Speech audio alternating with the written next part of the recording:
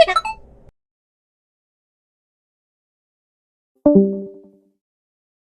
everyone, welcome back to the second episode of Gamer to Gamer, the series where we just, find someone on the internet and we just talk about games with them. I have a very special guest today, if you want to introduce yourself. What's up, everybody? I am Jiggy Lookback. If you like Banjo, chances are you've probably seen one of my videos. Yeah, and that's exactly how I found you. So it's kind of a little backstory how this connection even happened. I like to kind of start with a little connection story. Obviously, if you're following me, you probably once a week I'll mention Banjo in some capacity. If there's no way if there's no way the topic is Banjo, I will somehow shoehorn it in somewhere. That's become kind of my shtick between just my subscribers, also my friends and my family. I just love talking about Banjo. So, because I'm looking at Banjo stuff, Banjo music, Banjo let's plays, everything. Your videos, they came up in my algorithm, and I watched a few. I'm like, this is really good. I think the first video I watched was the Mysteries series you had, Mysteries of Banjo. You have a few of them, I believe, because I think I watched 2 of them. Yep. And then I started watching other things on your channel. You also do Zelda videos. I saw your Majora's Mask one. And yeah, so you got my subscription, and I started watching other stuff, and it kind of dawned on me when I subscribed to you. It kind of dawned on me, like, this is the inception of me thinking about this podcast idea. I'm like, wouldn't it be cool to have someone that I can just talk about Banjo with for an hour, Banjo listeners? Because Banjo, and you probably know this, Banjo is a very niche franchise compared to other franchises out there, like Mario or Sonic. Absolutely. So I was just excited to kind of have the opportunity. So I messaged you, and you're very kind, and now we're here. So now I'm excited to kind of... Great to be here. Yeah. And you think it's going to be an hour? Ha! It's going to be way longer than that. I mean, I can honestly talk about Banjo for, probably hours. We're going to have to find out. So kind of, before we get to the topic of Banjo, I kind of want to know, I'm very interested, because this is really our first time talking. We had a little talk before the podcast, kind of, getting to know each other. But this is our first time really sitting down, like having a conversation with each other. And I would love to know how your journey on YouTube began. How did it happen? That's basically what I want to know. Oh, okay. Well, actually, I've always kind of dabbled in the idea of doing YouTube. I've always wanted to do some sort of content creation. It's actually, I went to school for video and motion graphics. That's my degree. Okay. So I've always kind of been really interested in making content. But I actually, other than a few like side projects that weren't really related to games, it was just like random videos or music, you name it. I tried a few things on YouTube. I started streaming on Twitch. And that was where I started seeing some success. And it wasn't under my Jiggy Lookback moniker. It was actually under, I went by the Studley Gamer at that time, and my whole niche was like, I'm a wuss, but I'm going to play horror games. And so it was just like me getting through it and being like super cowardly. So the name was just kind of a joke. And what really pushed me into like, oh, well, maybe this content creation could be something cool is I actually got rated on like my second or third ever live stream. I was playing Five Nights at Freddy's, and if you know who the streamer Dawko is, I've heard of him. He's one of the like big Five Nights at Freddy's players. He actually like rated my stream. So just picture like I don't know what I'm doing. It's like live stream number 2 or 3, and all of a sudden I have like 500, 800 people in my live stream. And I'm just like, what do I do? And then people were like, oh, I love this, right? This is great. You're great. And I was like, well, maybe I can do something with this. I did the Twitch thing for a while. I did horror gaming. And through all the wonderful people that I met there, I'm still friends with a lot of them. My love, similar to you, my love for Banjo just started to like pull me in a different direction. I was like, I kind of want to play Banjo-Kazooie. And then I was like, well, it's not really like my brand. Like I'm playing horror games. I was going through like indie games, stuff like that. And I just found myself being like, well, I want to play rare games. I want to play Banjo. I want to play Conquer. And I started doing that. And I was like, I should really just make that my thing. And so fast forward a little bit in time, I kept trying to like work that into my new thing. It wasn't really translating my audience very well. And then I saw a video from the YouTubers Press A, which are 2 brothers. and they had a video about why they hate Donkey Kong 64 or something. It's like something along the lines of it killed a genre, and Donkey Kong 64 is like the first game that I owned that was mine. Got it on my Nintendo 64, 1999 Christmas. You know, I love that game. I love collectathons. I loved from DK64. I went to Banjo Kazooie, went to Banjo Tooie. Banjo Tooie changed my life. That is like my favorite game of all time. I like it more than Kazooie. Controversial take, apparently. But I wanted to make a video addressing without directly being like, hey, I don't like your video because it's negative about Donkey Kong 64. I'm going to be like, here's why I love DK64, right? And so I actually started the series. My channel was Jiggy Lookback. That initially wasn't supposed to be like my name, but more of like what I was going to be doing, right? I'm looking back at games, and the Jiggy was just like, oh, I want to make some like collectible of a game series I love, like put that in there. So Look Back came first, and then Jiggy was just like, well, naturally Looking Banjo, back, right? yeah. Like Banana Look Back sounds stupid. Golden Banana Look Back sounds Power Star. I'm like, I don't really care that much about Mario. I like Mario. That's not like my Yeah. favorite. So Jiggy felt like the right choice. I put it in there, and then I made it all one word. If you ever look it up, there's no spaces in my name. It's Jiggy Look Back, like Jiggy Wiggy from Banjo Tooie. So there's kind of like this like thing I always joke about. I'm like, yeah, Jiggy Wiggy's my papa, and like it's just kind of like a goofy thing I say.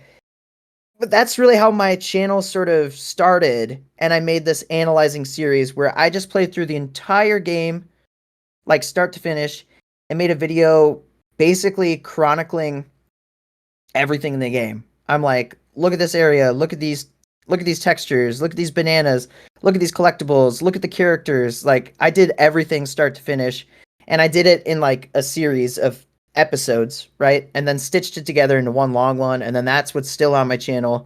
So you can see my early work. And then from there, it's just kind of evolved into this exploring mysteries, like mapping the rare universe. I just got more and more extensive and started putting more and more time into it, and it's grown into this awesome community. And I'm like super proud of it, and it keeps growing every day. I'm stoked that it's actually a thing, and it's fantastic. I love it so Yeah, much. I mean, what's funny is, not that this doesn't change anything, but so when I subscribe to you and I start thinking like, oh, I'm gonna try to grab this guy for a podcast.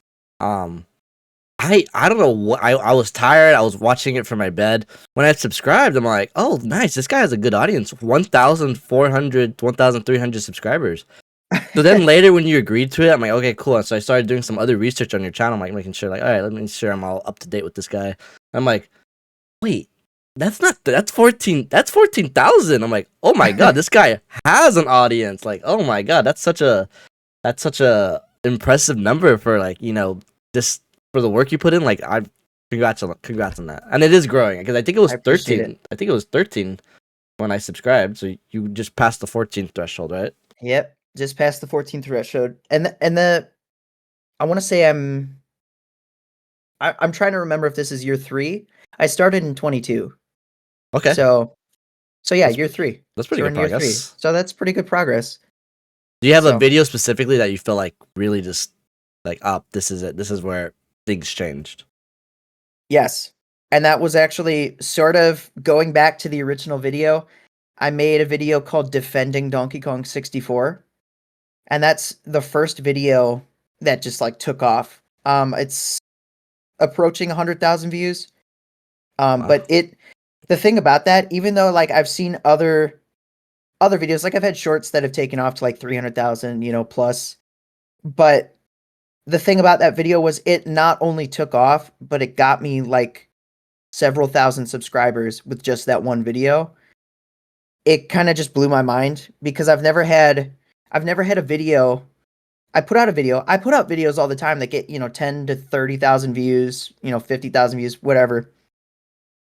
But usually the subscribers trickle in. It's Yeah. like, I put out a video, maybe I'll get 100 subscribers the first week, and then it's like another like 10, 20 subscribers for the following week, like per video.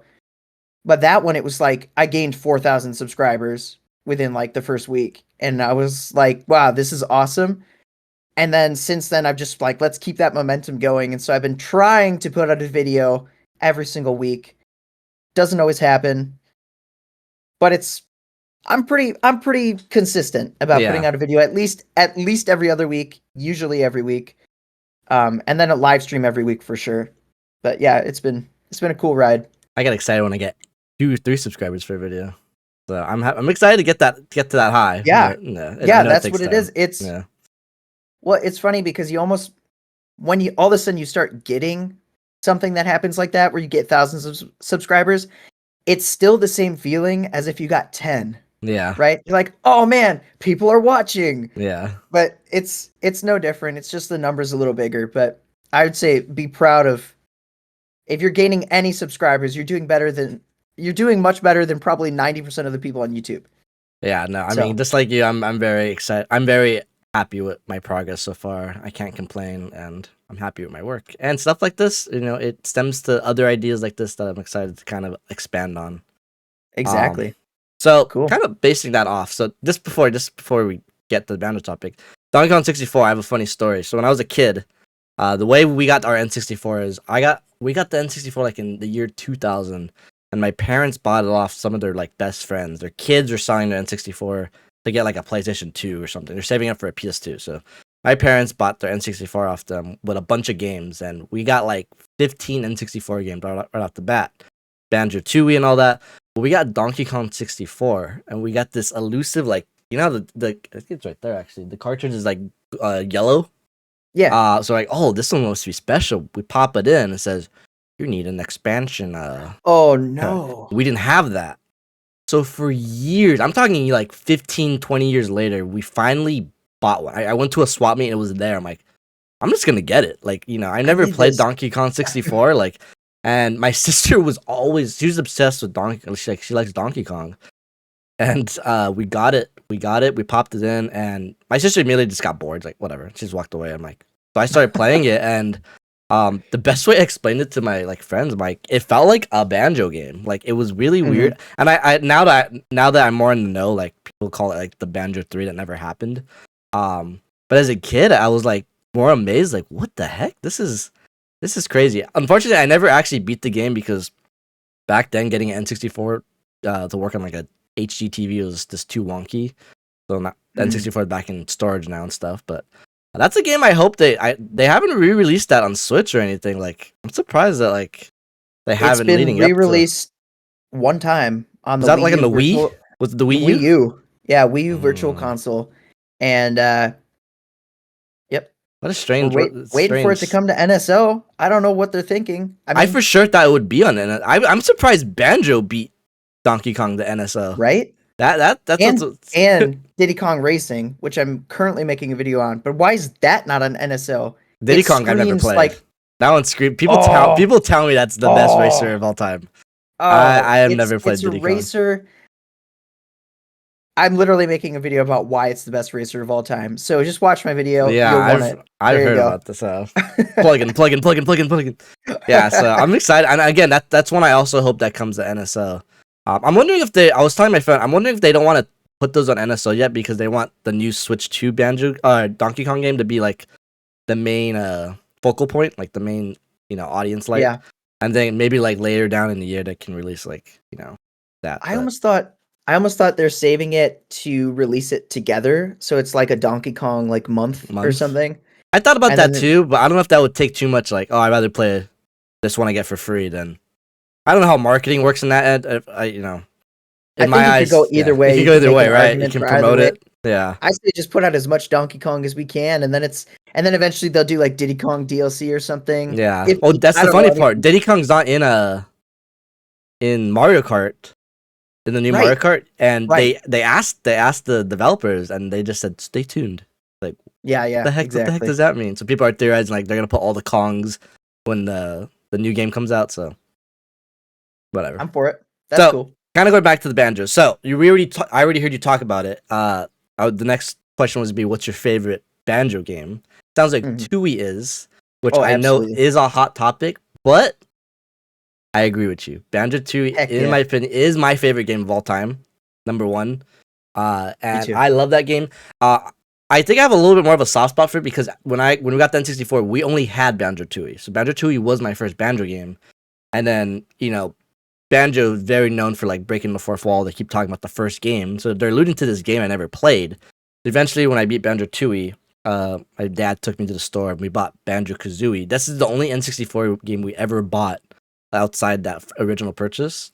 We bought Kazooie, and playing Kazooie as a kid was a little weird because kind of going backward. You're losing all these cool moves and egg abilities that you don't have anymore. Eventually, I learned to appreciate it a lot more growing older. And I love Banjo Kazooie, and I think Banjo Kazooie is the better game to like easily pick up and play and kind of breeze through it. Then Banjo Tooie takes a lot more like concentration and planning. But at the end of the day, if I had to choose between the two, I think Banjo Tooie is supreme. I know some of the complaints are like the big worlds. I personally like the big worlds. I like the interconnectivity. It makes it feel like one big fleshed out world. I get why people get frustrated with it, but I just feel like it's so interconnected very thoughtfully that it never really bugged me now or even as a kid. The abilities, the separation between Banjo-Kazooie's abilities, I think are awesome.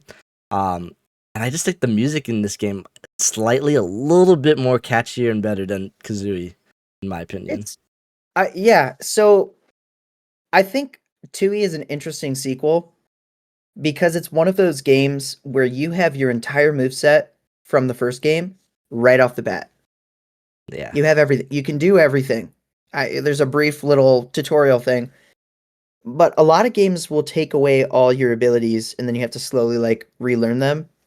At least back in the day. It's awesome. It's awesome. And the little tweaks, the little refinements, like Banjo's role has much more control. I've talked about this before, but it kind of gives like almost like an in-world like lore, like, oh, they've been practicing. Oh, it's like they're a little more experienced now. Like that was their first adventure. And now their moves are a little bit more refined. Like they've learned to work better together as a team. I love those little details, and maybe I'm just filling in blanks that don't need to be there, but hey, that's what it's about, right? That's what finding those little things and just latching onto it and be like, this is so cool.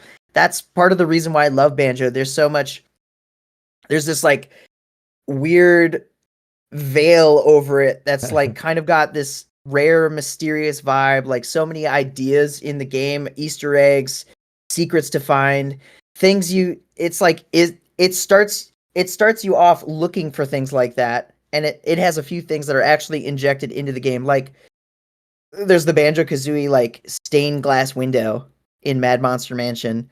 You look at something like that and you think, well, what else can I find in the game? And it gives you this like sense of exploration. And then Tooie just takes that to like the next level. It's awesome. And all rare games are like that. And that's part of the reason why I love them. It's world building before world building was like mainstream. Yeah, exactly. Yeah. I totally agree. And I think I always mention it as a kid because I think it's easy to kind of, pinpoint and look for these things nowadays in games. But again, as a kid, this being really my first, playing Mario 64, Mario 64 was my first game I've ever played, and I love that game so much. And the one thing people always say, like, well, would you like better, Mario 64 or Banjo? And I always say Banjo, and they act surprised, like, what, really? Like Mario 64, I know just as much as Banjo, like the back of my hand. Like I can breeze through that game easily, but Banjo has this charm and world building that I just don't think Mario 64 has. Mario 64 is very secluded and separated, and every level does its own thing, and it does it good. But Banjo does it in a way like, wow, this connects to that, or like, wow, and you do wonder like, why is this here? And the game has this very weird humor of like breaking the fourth wall, but also making you overthink it. Like, why does the castle wall spell out Banjo Kazooie? And then you start kind of piecing this out, like, well, are they maybe why they make more higher, like it just adds a lot to it, and it added a lot to a kid like myself's imagination. And it kind of pushed the boundaries of what I think a video game could be. Because after that, for a while, after I played Tooie and Kazooie, I remember as a kid, it was kind of hard for me to play other games because I didn't find them as fun. And like you said, like it was world building before it became mainstream. I don't think it was till like the end of the GameCube era or Wii era where stuff like that started becoming more commonplace for games, and that's where I started appreciating games a little bit more again. That's why as a kid I think that I liked Mario Sunshine so much. As a kid, I liked Mario Sunshine more than 64 because it has that world building. It It has does. that story, and as I grow older, I kind of don't like it as much. But as a kid, like you kind of look at those things. You kind of because as a kid, you play these games because maybe not every kid, but you want to live in these worlds. You want to see what these worlds have to offer. And I think Banjo and Banjo 2 specifically even more just really excelled at that. Yeah, and I think there's something to be said about world building and the novelty of having games directly connected to other games, even if they're not necessarily the same series, or even if they are the same series. Like you pointed out Sunshine, and immediately my brain goes to, well, it was awesome as a kid to see the little logo of EGAD on Flood and then make that connection to Luigi's Mansion, right? Those kind of things are what make you want to play each game in a series or each game that could potentially be related to another game. Like it's just another reason to go pick up those games because it's awesome. It's just awesome. It like, oh, I don't want to miss it. I don't want to miss something that could be in the next game. Like Luigi's Mansion may not be my favorite game, but I love the Mario series, so I want to play Luigi's Mansion so I get every little tidbit of Hmm. information that I possibly could need for the next Mario game. It's kind of like it gives you incentive to look and like part of what I do, like it gives me incentive to dive into games and look for things. Like I love that. And that's something that really I think was birthed with Donkey Kong 64 because that was the first game I played. There's so many collectibles and I love collectibles, so I don't care what people think. But looking for the collectibles, looking in every nook and cranny, really thoroughly exploring the world, trying to find everything has been just like ingrained into my brain. And it's almost like I have to do it with every game I play. With the exception of games like Witcher 3 that are just so massive, I'm never going to find everything, so I quit. Yeah. There's good collectibles and there's like, okay, well, that's too much. And Yeah. and again, I never 100%ed Donkey Kong 64, but from what I played, I'm in the same boat as you. I don't think collectibles are as an annoyance that people, it's a genre, really. If you like Mhm. collectibles, if you like collectathons, then you will like, these games. And growing up liking Banjos, Mario, all those games, like I like collecting things. I like seeing my progress. I like seeing my 5 out of 5 Yes. be complete. So like, in Donkey Kong's case, I think the annoyance people, from what I see, people have the annoyance of just kind of how the collectibles are spread out between characters, which I get could be an annoyance. But Mhm. even when I played, I didn't find that annoying. I just found out like you gotta switch characters, okay? Switch back. And I feel like I'm really curious. The real reason I want Donkey Kong 64 back on NSO because I think people will appreciate it more. I think there's been like a renaissance, not just Banjo being back at NSO, but like people just kind of looking back in these games, like actually, hold on, they weren't terrible. Even two, I feel like the last 10 years, two has been getting like a rough break between people, and now it feels like it's finally growing on people again. I'm like, okay, good, we're on the good Yeah. timeline. Yeah, there was a series like for a while there was a series of like YouTubers and things making I'm not going to say the same video, but basically the same I video, know what saying the you're same talking about. thing, Yep. making the same points about why they dislike DK64, and in that conversation, they also would bash Banjo-Tooie for like similar reasons. Yeah. Um, and that's why I have two very specific videos defending Donkey Kong 64 and defending Banjo-Tooie. And it almost feels like since I put that out, maybe it's the algorithm feeding me like, oh, you like that sort of stuff. Maybe it's feeding me more people like that, or maybe I helped be a cog in a machine and started like people. I know for a fact in my community, I've had people that never played Banjo Tooie or never played Donkey Kong 64 or played the other, and I'm like, go play them. Or people that swear only by Banjo Kazooie. I'm like, nope, go replay them, and they do, and then they're like, you're right, it's actually really fun. And like even looking past, you may not like every aspect of it, but sometimes you got to look past a few things. Like you don't have to collect everything. Yeah. I do. It's like you don't. You can just collect the minimum. If collecting things is not your thing, you don't always have to collect everything. And a lot of those games have a pretty big buffer. Actually, Banjo-Kazooie, which no one ever points to for being like a big painstaking collectathon, requires more collectibles to beat the game than Banjo-Tooie or DK64.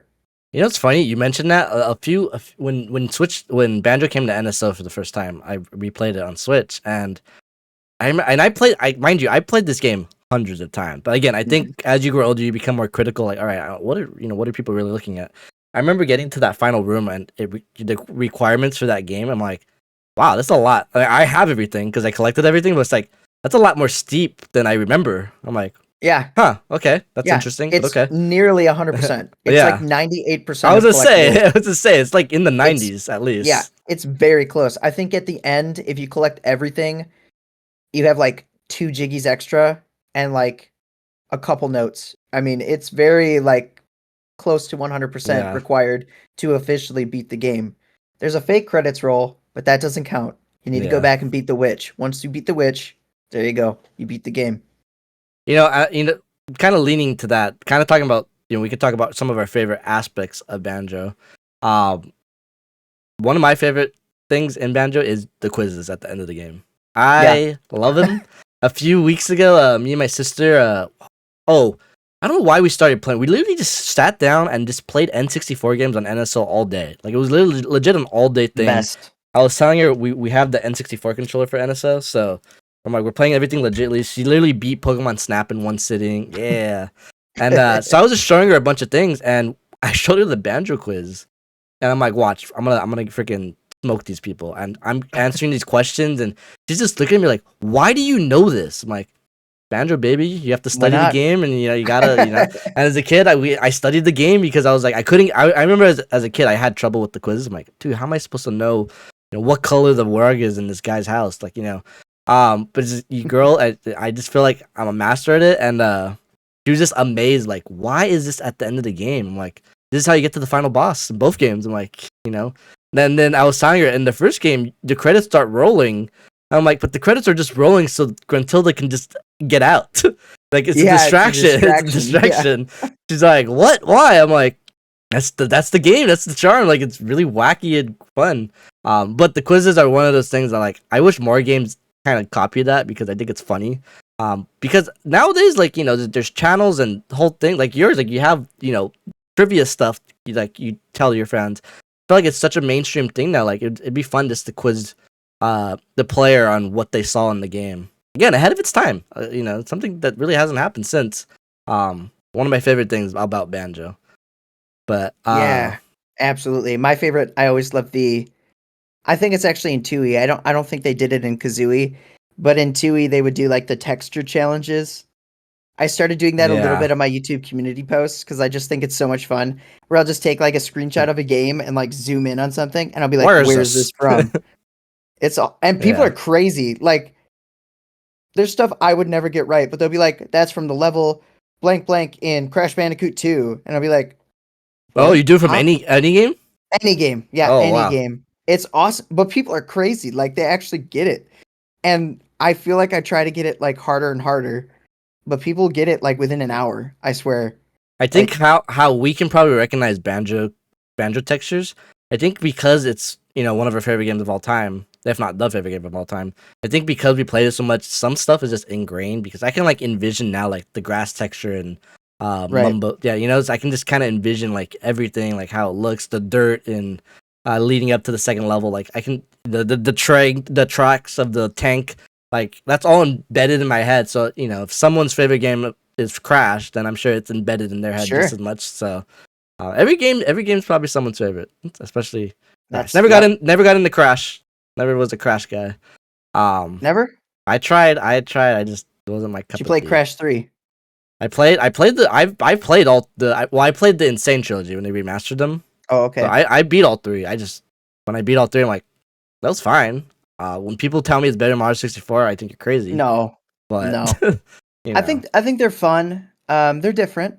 yeah. They're fun. I think I don't like how he controls. Something about how he controls I don't like. He feels very stiff. But maybe that's just me. I don't know.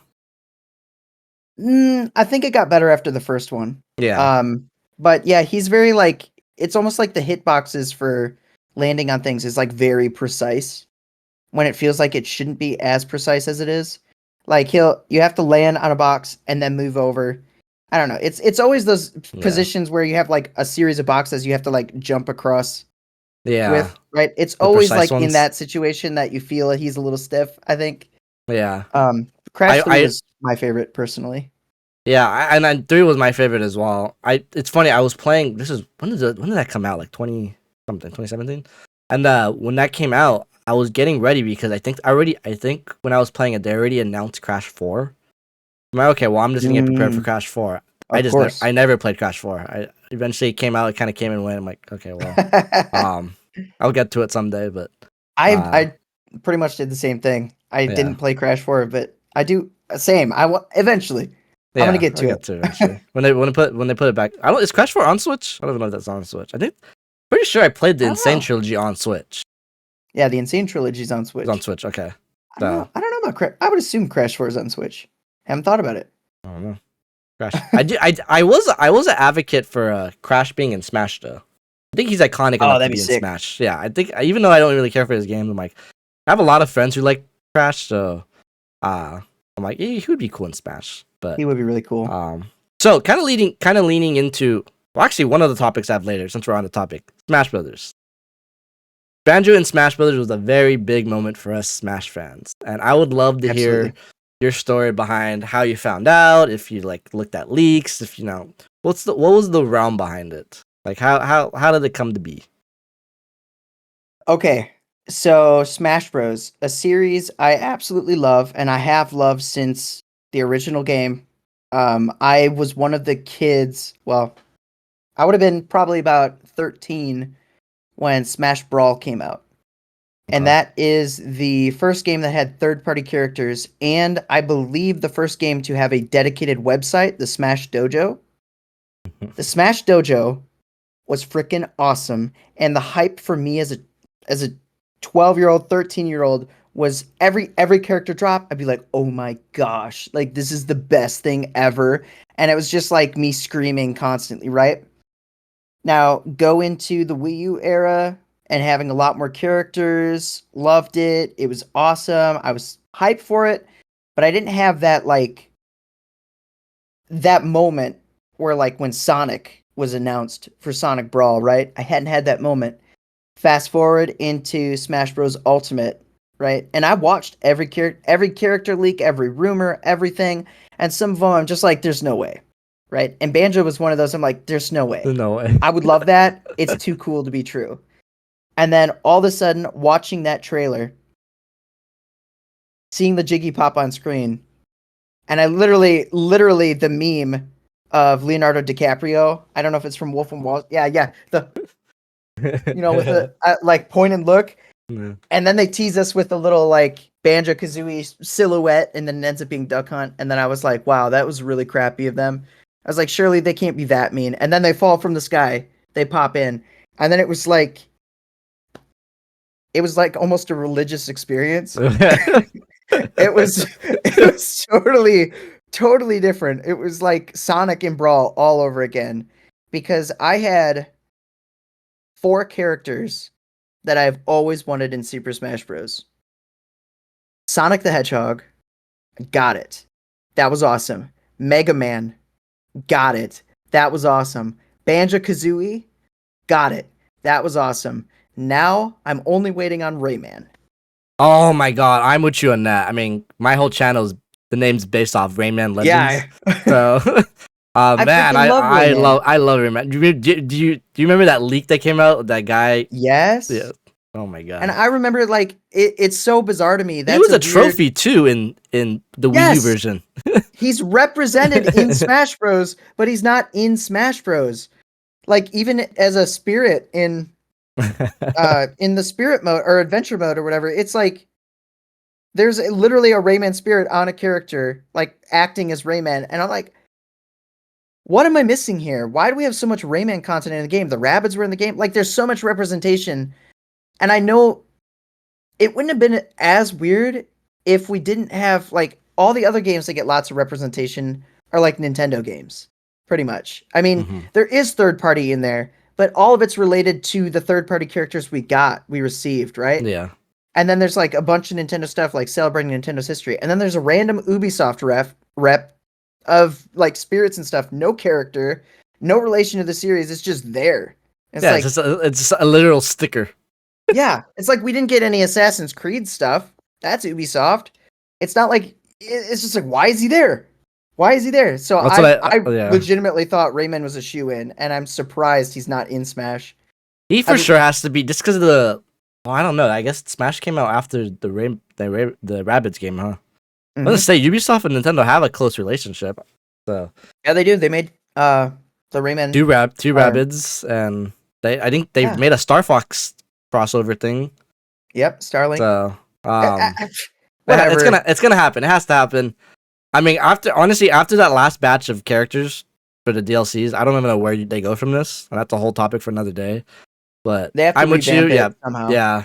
So somehow, like, totally new gameplay. But yeah, it was awesome.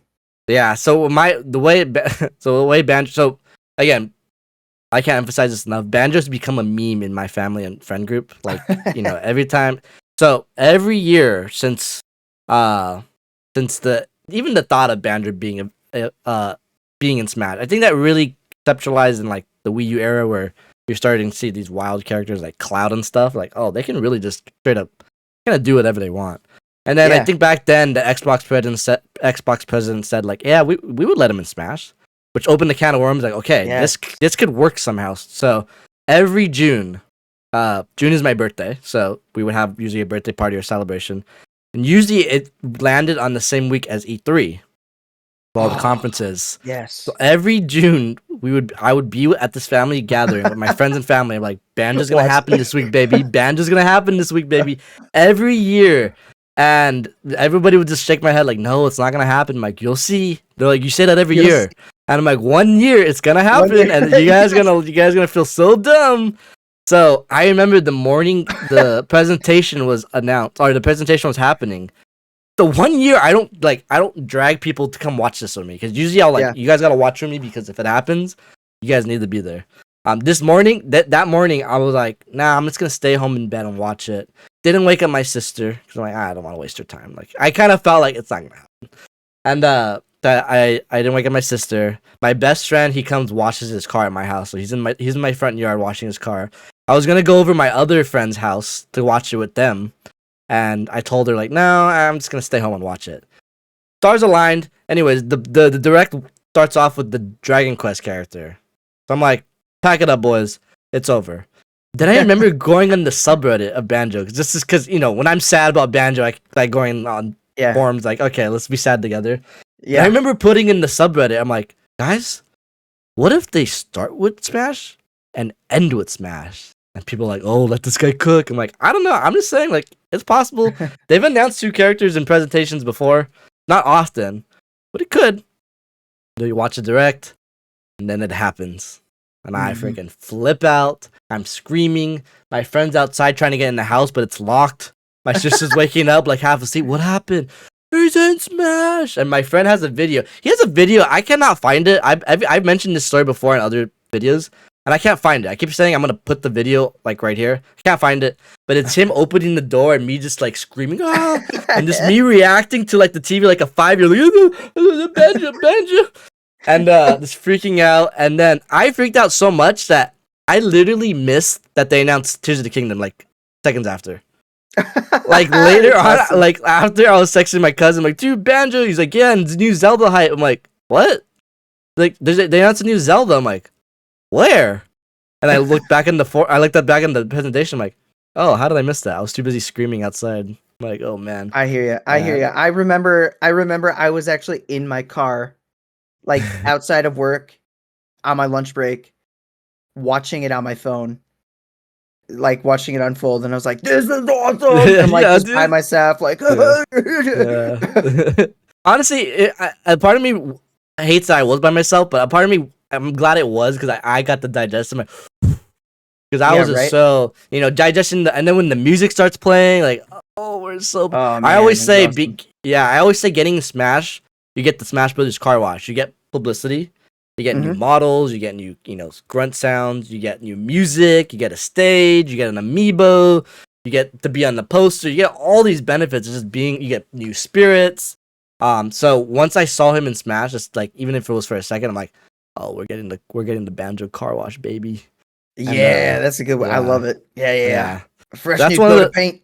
yeah, and that's one of those things. I mean, it was what 6 years ago. I wish I had a legit reaction recorded for me, Mhm. because I'm a big fan of just reaction content. So I love seeing people react to things I love. And even when I started recording reactions for this channel, like sometimes I go back and look at like, oh, look how happy I was, 2 months ago about Look how that one happy. thing. Yeah. So, I wish I had a reaction to that. Again, my friend has a video somewhere. So that's the best I got. But even then, I got, I look so happy in that short 10-second video. But it was just an amazing moment that I sometimes I still don't believe he's in Smash. I coach a I Right. coach I coach a cross country team, and every time we have like a gathering or some type of banquet or something, I usually bring my Switch and the kids play Smash. And it brings me warmth knowing that these kids know who Banjo is. They might not know his game or anything, but they know who the character is. I can mention Banjo Kazooie, and the kids will like, oh yeah, the guy from Smash Brothers. Yeah, I don't want him to be the Right. guy from Smash Brothers, but you know what? It's better than being who.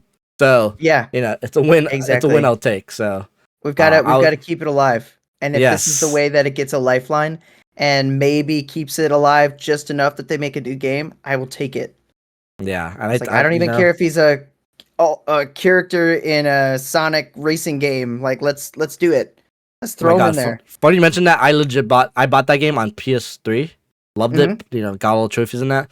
And then I remember going to GameStop. Usually when I had a job in high school and an allowance, so every like 3 weeks I would ride my bike to GameStop and like, all right, I got $40 to spend. What am I gonna buy today? I remember walking by and seeing the Sonic game I already owned, but seeing that Banjo Kazooie was in that version. I'm like, well, I have to buy it. I bought it again. Right? Played the same game, everything the same, but I got to play as Banjo, which was Have you seen hype. the new Sonic racing game, Cross Worlds? And Like they have a Minecraft. Minecraft, Minecraft. I'm like, this is the same steps that Smash took. Like, please let this I'm so happen. And if we got Banjo in it, and especially if Banjo didn't have his nuts and bolts model and had like a his similar action model one. to his Yeah. Smash one, I would be very excited. Very excited. I will rip apart that game. Do you Like, think like legitly like do you think he's gonna be in the game? I think I'm surprised there's he was in the Sonic Racing one to begin. Like that was so right, random. right. I would give it probably like a 40% chance. So it's like a good chance, but Yeah. I don't know. It kind of the Rare isn't it Xbox president now is like Rare's Yeah, the Rare just uh got a new president, right? I Rare read just that the got other a day. new one, and Rare's former president became like head of Xbox Studios or something, something like that. Like there's some Yeah. transitioning of Yeah. power, and Rare's like in a good spot. And I'm like, okay, now's the time. Let's drop Sea of Thieves. Let's move on to Banjo again. Oh my Let's god, let's Sea of go back. Let's Thieves. do all our old IPs. Let's get it revived. You just need one person in leadership to go in and really push for it, and it can happen. And I still I believe it can happen. I read that the new Rare president is like a big Banjo fan. Gets Yeah, everybody like excited. he So said he said something about it, or maybe it was just said that he like Banjo has a better shot now that he's yeah, in charge, and I'm like, but that's epic. I mean, so here's the thing. Leading up to the next topic, Banjo 3, the game that really. Well, before we talk about Banjo 3, I want to know your opinion on nuts and bolts. What It's is your it's opinion on nuts and bolts? it's fine. Um, it's it's hard for me because I do like it. I don't love it. I like it. I don't think it's a bad game at all.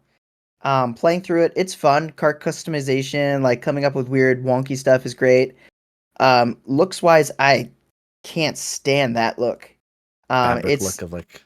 it's like lots of stitching everywhere. It almost gives me the vibe of we had more processing power, so we wanted to just fill the world with unnecessary graphical detail.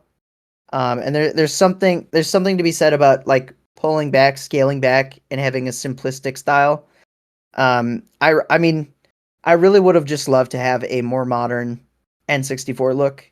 The like Mhm. prototype footage of like Banjo X, if you've ever seen that, Mhm. that looks great. Like, why didn't we just do that? Why did we have to give it this look? I know they were working on Viva Pinata at the same time, which I love Viva Pinata, and I think that look really suits it. But the fact that that look translated to Banjo, like Banjo's not a pinata. Like, let's let that go. Like, why does everything have stitches? His shorts have stitches, his backpack has stitches, Klungo has stitches. Like, it's a little much. And I understand like a little bit of the lore with Log like making these worlds, but it's a little goofy. The look for me is the biggest shocker. But the gameplay itself is fine. It's just it's sad that it's the last mainline Banjo entry we got more than anything else. The fact that that's where we left the series in a totally different direction. That's not at all like Banjo Tooie or Banjo Kazooie, which are like some of the greatest games of all time. We just, it's like we were on this mountain. We were up at the top. We were up at the top, and everyone's excited about, oh, if we can just go a little bit further. And then we just dip down to about, halfway down the mountain. And we're like, well, maybe we'll do better the next one. Maybe there's still hope we could get Yeah. something better, and it just sits there forever for eternity right now. Yeah. I personally, this has been well known again with my family and friends, and even subscribers and viewers. I hate nuts and bolts with passion. I think I hate it more. I can step back and realize that it's a fine game. What it's trying to do, it does fine. The cart customization was never my thing. Um, I do believe, and one day I do want to try it again. Maybe it'll be for like 1,000 subscribers special or something. I think if I legit sit down again with it and just Yeah. give it a fair shot, I think I actually would enjoy it. Funny enough, card customization was not my thing, but kind of do the same thing in Tears of the Kingdom, and I really like it in Tears of Yeah. the Kingdom. Yeah. So I always joke about like, well, maybe I was too harsh about it because when I was a kid, again, I was a kid, I wasn't knowing what was going on. I didn't know Xbox bought Banjo, and I didn't know like all the logistics behind it. So one morning, I would wake up early to eat breakfast before school. One morning, I'm eating my cereal, and I see a Lunchables commercial for the new Banjo Kazooie Nuts and Bolts on Xbox 360.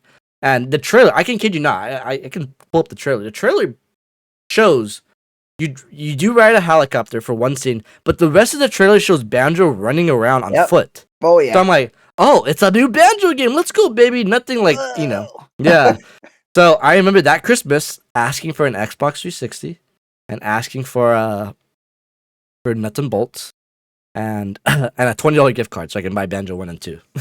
And so my parents, thankfully, they got me the Xbox and stuff, and my best friend came over, and I remember he's like, "Are you ready?" Because he knows I was waiting. At that point, like, it was already a joke in my head, like, I'm waiting for a new Banjo game. Where's the new Banjo game? Right. Because again, as a kid, I like Pokemon. I get a new Pokemon game every year. I love Mario. I get a new Mario game every year. I love Mario Kart. I get a new Mario Kart every system. So as a kid, I'm like, where's my new Banjo game? Like, Yep. that's not fair. So I remember popping it in, and my friend still mentions it to this day. He's like, you just look so disappointed. I'm like, Nick, that's because I was disappointed. I was so confused. I'm like, what am I playing? The beginning of the game, I feel like mocks you for liking Banjo 1 and It 2. does. So it's like, it's a bad taste in your mouth. They do that the whole game. You'll be yeah. riding around and people will just be like, "Oh, I bet you were expecting a platformer." Oh, people are gonna hate that this is all about vehicles. And like they taunt you throughout the Like, whole yeah, game. it's not even, they're mocking you. It's like, what Yeah. the? It's like, it feels really, and it's like, again, as a kid, I mean, like, at this point, I was in middle school. So I'm just like, I'm insulted at this point. I'm like, bro, what is this going on? And I remember, just jumping out of my vehicle for most of the challenges and just trying to make my own platformer. But, Right. all he does is that spinning move. He doesn't actually have like moves. In the beginning, when Log just says like, "Oh, we're gonna take all your moves away," and then when you beat the game, because contrary to popular belief, I did beat the game as a kid because I'm like, well, it's a Banjo game. I literally asked my parents for a whole damn system for this, so I have to beat it. Yeah. Like, so at the end of the game, you beat the game, and they just mock you like you're probably never gonna get another game again. It's like, they know, they knew that this was gonna happen. So I don't know. And again, like you said, the fact that that's where we left off just makes me very sad. And like Smash Brothers, or like Banjo and Smash Brothers, every year I strive for like, oh, this is gonna be the year. this is gonna be due. A new Banjo Oh, game yeah. comes out. So Hey, I still look at like every Xbox showcase because of the what if. And I don't even just look for Banjo. I look for a lot of rare stuff. Banjo is like the tip of the top, the yeah, cream of the crop. But Perfect Dark was one that recently got a new game, not made by Rare, but still got me excited that this IP isn't lost, which also by association gives me hope that maybe we'll see something else from Rare's IP catalog that Microsoft is just sitting on. Because yeah. that was a big thing when Microsoft bought Rare, they highlighted like Banjo, Conquer, all that, and then we got like one game from each series, and that was it. And it's like Yeah, it's that they're not going to let that go forever. they It's can't. they can't. It's gonna come back. You can't keep a good bear down. And what's crazy what's crazy about that to me is, like you mentioned earlier, like Banjo being in Smash showed the passion. Like it broke the Hmm. internet. People were excited. People, and the fact that that wasn't enough for them to ignite, even if it was a smaller project game, like a smaller scale game, like nothing. We just got in nothing from Banjo, and that I just feel like, not that the flame died, but I feel like they literally missed the opportunity to kind of Yeah, they screwed the capitalize on that. pooch. Yeah. Yeah, So I honestly think I'm very much at the point, as more time goes by, I'm at the point where, like, I don't know if Banjo 3 can ever even hit my expectations, which scares me. Like, I have such high expectations for this game that doesn't exist and maybe hmm, never will exist. Um, to be honest, the company at Rare, like the Rare as a company, is just so much different now. right. That the people who made our games that we love as a kid, they're just not there anymore. And then that leads into the ukulele, which I did not like, which saddens me that I did not like because I was so excited. I'm in the credits of that game because I helped fund that game, and I was just like, "This is gonna be the game." And I remember playing. I like the first world, but after that, I feel like it just kind of.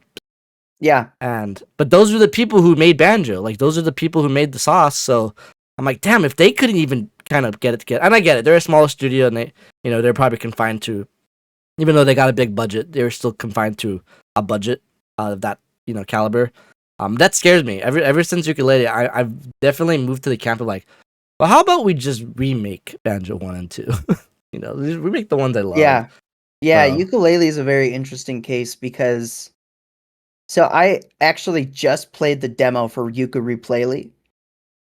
I feel like, and this is no shade or hate towards Platonic, but I feel like they're really banking on Ukulele to be something that's gonna sell really well and like be really great, and they keep sitting on it and hyping it up. And it's like this is a remake of a game that's not that old that wasn't really well received. You it's just guys, a remake, right? It's it's just just a remake, but I played the demo and they added like they already added like an area. There's different dialogue, but like there's tweaks to the gameplay, mhm. but it still doesn't feel dramatically different. Like they're really hyping this up like we fixed all the problems. We added more collectibles. We're listening to the fans. And it's like great. That's awesome. But you're at the point where I feel like they have Yuka 2 and it's just sitting there somewhere. And they took Yuka 2's like engine and their gameplay. They threw it into Ukulele. Okay? Yuka 2 is sitting over here. They're like not touching it yet. They like have like a good amount of it built, but they're like, okay, we're gonna release Ukulele with these new mechanics, these new things. We're gonna see what people say about this. And if it does well, they're gonna be like, okay, great, we're gonna keep all that stuff in Yuka 2. And if it doesn't do well, they're gonna read all the critiques and they're gonna go back to Yuka 2 and try to adjust as needed, right? And they'll probably do that anyways. But it's like I feel like Ukulele is like them pushing Yuka 2 gameplay Yeah, just to see so they don't testing the screw the pooch waters. again, and this was an Yeah, easier thing for them to develop faster. But they're just sitting on it way too long. Like it should have been released, which is something about the Banjo Smash thing I wanted to really talk about because that was also hype when Nintendo does this. They always did it with Smash. They'd be like, they announce Banjo and they're like, and this will be released right after this direct. That was awesome. Okay. And that's what Yooka-Replay needed to be. They'd be like, Yooka-Replay, and this comes out tomorrow or something, you know? Yeah. And now it's sat here. It's almost a year later after it was announced. It was announced, I think, in September or October last year. Oh, wow. And we just got a demo for it. And they still haven't really confirmed the release date. Does it look any different, like, legitly? It does, but it's not dramatic. Yeah. I mean, like, people are... Yooka-Laylee, one of my complaints about Yooka-Laylee isn't the graphics. Yeah. I didn't think so either. You know, they added like some fur to Laylee and some better lighting and some like fog effects and stuff like that. And they've changed some of the models that maybe looked a little bit more Unreal Engine-y, for lack of a better term. But I think the real problem with that game, and this is just me like diving into it and dissecting it. The moveset was a little bland. Mm-hmm. And the level design was too big, not enough content. And the gameplay wasn't strong enough to carry it like Banjo Tooie, right? Because that had big worlds, but you had fun gameplay. So you're willing to overlook some of the different characters. Yeah. It's just it could have been. It could have been, but it needed more time to cook. And that's what I think they're trying to accomplish with Yooka-Replay, but it may be a little too late. Oh yeah, when did Yooka-Laylee? Yooka-Laylee came out like 2016, right? I feel like I pre-ordered that for the Wii U. Yeah, it totally. Yeah. Didn't it get canceled on Wii U? It got canceled on Wii U. So yeah. They I think they transferred over my code to Switch. Yeah, man. I have it on Switch. But I think I ended up playing it on PlayStation. So I'm like, well, I want the trophies, so I don't know. Yeah. Yooka-Laylee, I will admit, I never beat Yooka-Laylee. I got to the last one, I'm like, this is just too boring. I'm done. Yeah, it's not. I do have a Which video. Again was very disappointing for me. I'm like, we're so close. It's because it had all the makings, right?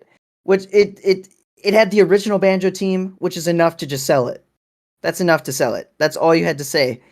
And it's not that they screwed the pooch. I think they didn't quite know or understand what made Banjo special, I think. Wow. And part of that is it's like the perfect storm, right? You have a lot of really good elements.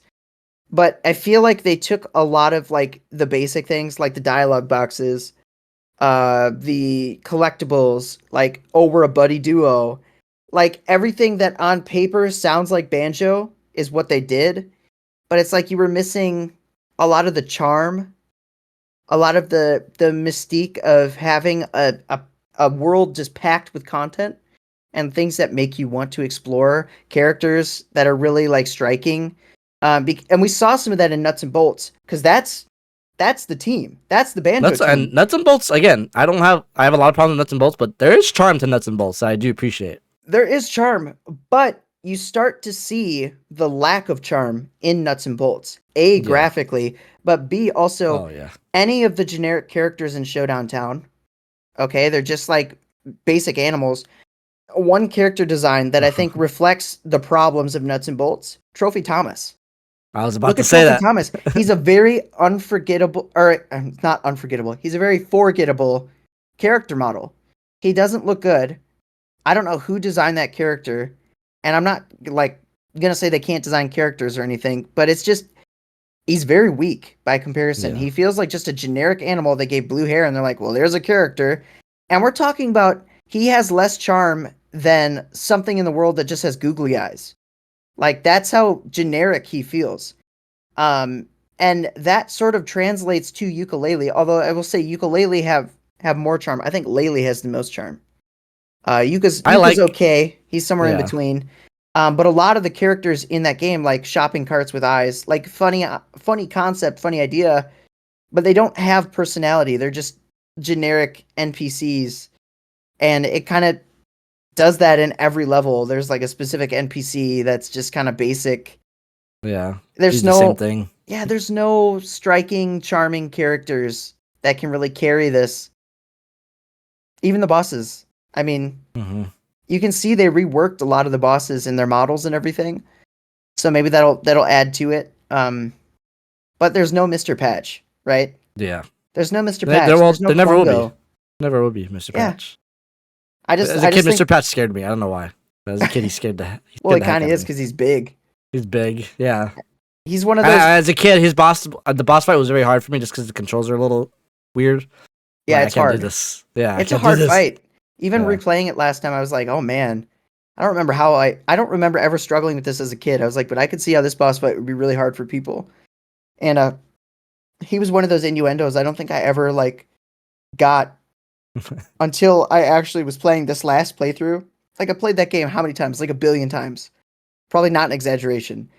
And playing it the last time, seeing where his little hole is that you'd pump the air into, I was like, oh my gosh, how did I never This, figure that out or put two and two together? That's hilarious. this game, one of my first shorts I did on this channel was basically I did little shorts, like little video essays on like stuff.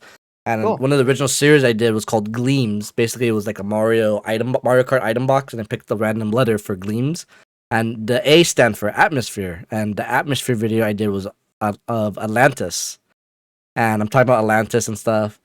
And one of my more funnier bits is and then you fight the boss, and then like the camera zooms into me. I'm like, Lord fuck. But I bleep it out. I'm like, that's his name. I'm not cussing. That's his name. Right? Like as a kid, I was funny when I was making the video. I'm like, did I go around the house saying this boss's name? There's no way, right? I feel like I would have got slapped or something. I'm like, bro. Yeah. There's a lot of little stuff like that. I think as growing older, I appreciate that more because I think it's funny. It is. Very kid. It is funny. It is funny, and that they got away with stuff like that. Yeah. But even the stuff going that's back, a little more PG is also funny. Like crispy Yeah, bacon. That's great. But going back to ukulele real quick, do you think I always ponder this. Do you think I wouldn't call ukulele a failure, but it wasn't well received by Banjo fans, and it's definitely not put on a pedestal like Banjo. Right. Do you think Microsoft took note of that and said like, see, it doesn't work. These games they don't work, and that made them maybe take 3 steps back. I don't think it really influenced Microsoft's decision. I think Microsoft has a problem with buying studios and IPs and not capitalizing on them. Like I think that's just a Microsoft thing. They throw their money around and buy a studio and just expect them to make something great, but they don't really fully understand what made that studio great in the first place. Because how many studios have they bought? Didn't they buy Blizzard? And like They bought everybody. what has They bought Activision. and like what have they made recently that's like of note? Yeah, exactly. Nothing. I don't know. There might be something Overwatch out there that's Overwatch updates. I don't know. right. Overwatch updates. I think people even disliked Overwatch's sequel and they went Oh back yeah, to the Overwatch. original. Overwatch 2 is horrible. Well, they just updated Overwatch 2 to play like Overwatch 1, so now people are like, okay, well, Yeah. See, it's fine, I guess. but the fact that Microsoft has all these IPs that they're sitting on, and we haven't seen a new game is just crazy. And every time we do see a new game, they have this weird like, oh, we need to totally remake everything. I would say to a worse extent. Okay, Conker got treated worse than Banjo, which is hard to believe, Yeah. hard to understand. But have you ever seen the young Conker stuff they had going on? Was that what those glasses they were trying to sell? Yes, I remember that. It was just one look at it. One I look at it. remember You go, that. that is the ugliest model I've ever seen. What are you thinking? Why are you Does it ever come out? I don't know. Who cares? No one's gonna do that. Sometimes you gotta look at things and just be like, what's the practicality of it? It's funny when that presentation came out, I believe I was with my friend, Luis, and again, we're always talking about Banjo. Of course. I'm always talking about Banjo. So when that trailer came out and Conker came out, I was just there like, and I looked at him like, yeah, maybe they shouldn't touch Banjo. Maybe it's for the best, actually. Maybe it's for the best. Yeah, it's awful. I mean, they already gave him his bad look, and we just hope it doesn't get any worse from there. I just want to say thank you, Sakurai, for making a new model and not using nuts and bolts. That was my biggest fear. Like, okay, well, if he gets in Smash, please make him a Banjo 1 and 2E moveset. Don't give him the wrench. I don't want Kazooie to look like a burning chicken. I don't want Banjo to be square. I want him. And when I saw the design, I'm like, you know what's interesting about nuts and bolts? I actually have a video where I took the Banjo model from Nuts and Bolts and gave him the round eyes that he has in Banjo Tooie, like renders and stuff. Mm-hmm. That actually makes him look a lot better, a lot more Really? presentable. Yeah, just that simple change of giving him the classic eyes, because he has small eyes that are separated, and they're like more square in the nuts and bolts model. But when he has the round eyes, he looks more like classic Banjo, just a little like chiseled in the front, right? The worst offender is Kazooie. Kazooie looks like straight out of Viva Pinata, and not in a good way. But if you look at the trailer for Banjo Kazooie Nuts and Bolts, like the teaser trailer, Kazooie's model actually doesn't look bad. It actually looks very similar to the 64 model, just like higher res. I don't makes know. sense because they promised this N64 sequel in that trailer too. Right. I don't know why they even changed it after that, but they might have just been going for realism. I mean, this is the 360. This is the new HD era. Like more feathers, the better, stuff like that. I think they're just trying to push the console's capabilities. Maybe, I don't know. I have no proof for that, but yeah, I feel like back then everybody was trying to just make their graphics as more realistic as possible. Yeah, and going back to the whole like Rare team being different now, I don't really think that the best hands for Banjo are the hands that made Banjo previously, because I feel like based off Yooka-Laylee, they're a little out of touch what made Banjo special. And I don't, not to say that they can't make a good Banjo game, but I'm just saying I don't think they fully understand, like, you have to understand every piece of it. And the fans get it. But at the same time, the fans are overly critical and like way too harsh. And that reaction to Yooka-Laylee, I think that's what killed the idea of making a Banjo more than anything else. Because like all the devs are like, no, we don't want to make it. We don't want to make it because people are going to hate it because they hated Yooka-Laylee, right? That was their attempt at making something like Banjo. And it wasn't Banjo. That's what they have. Like, it wasn't Banjo. You were trying to make something new. It's like Mighty Number 9 versus Mega Man, right? It just doesn't. It's not the same thing. Apples to oranges, and that's a good comparison, actually. Yeah, it's a spiritual successor. That's what it is. Any spiritual successor rarely is as good as the original thing. And part of that's just the world, the character building you've already established. Like, we want more of that. We want the exact same thing. You're already putting yourself in a box where you want to make something similar, but it has to be different enough that it's not the same thing. When we just want the same thing. Does that make sense? It does make sense. No, I mean, I totally agree. I think. Do you think if you know, if you can go back in time, and this is hypothetical, of course, but as you go back in time and you know they're getting funding for this Yooka-Laylee game, and then in the middle of the project they say no more Yooka-Laylee. Microsoft steps in like, hey, you can make a Banjo game. Do you think that team would make something applicable to the Banjo series, or do you think it would be kind of the same mess Yooka-Laylee fell into? I think it would be better. I think. You think the Yooka-Laylee team had a little bit of trouble because they were starting from scratch, because they had to make these new characters, this new quote unquote lore, these new world building things? Like, do you think because they had to start from scratch, that might have took a lot of time from developing maybe more, better level designs or more better, et cetera, et cetera? Yeah, I think the fact that they're limited on budget, they're limited on time, they're limited on staffing. They did something awesome with I think at the time wasn't Platonic. It was literally like 16 people, right? Or something like that. Yeah. It was small. It's grown into a bigger studio from there, but it's still not a huge studio. And they just actually laid off a bunch of people. Which kind of sucks. I have hope for Yooka-Laylee. One thing that blows my mind though is they didn't add more levels. It looks like they might have added content to levels, but they didn't add more levels themselves, which that game suffers from being sort of short. Yeah, it is. I mean, there's only 4 worlds, I think, right? Which, if you have a full studio and a bigger budget and you're going to remake this game, like, add a scrap level or something. Like, add at least one extra world that we can explore. They did add, in the demo, there's like a whole like intro sequence that's totally new.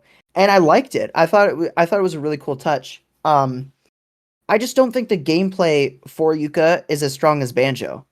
It's a combination of like your moveset and things you can do, and they do give you your entire moveset right at the beginning, which is kind of nice.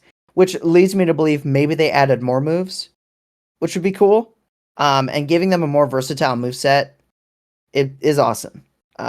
They made one change that I didn't really like in the demo, which is instead of the like flutter that's sort of like Banjo style, like jump in the air and ukulele carries them and flaps her wings. This time you hold the button and you glide. It's like a kazooie glide. yes. But it's not like the flapping. It's not like the flutter jump where you tap A twice and you flutter and you get a little extra length. It's like literally you jump in the air, hit the glide button, and you hold it. It feels a little unnatural. I'm not a huge fan of it. It's just like a paraglider. Yes.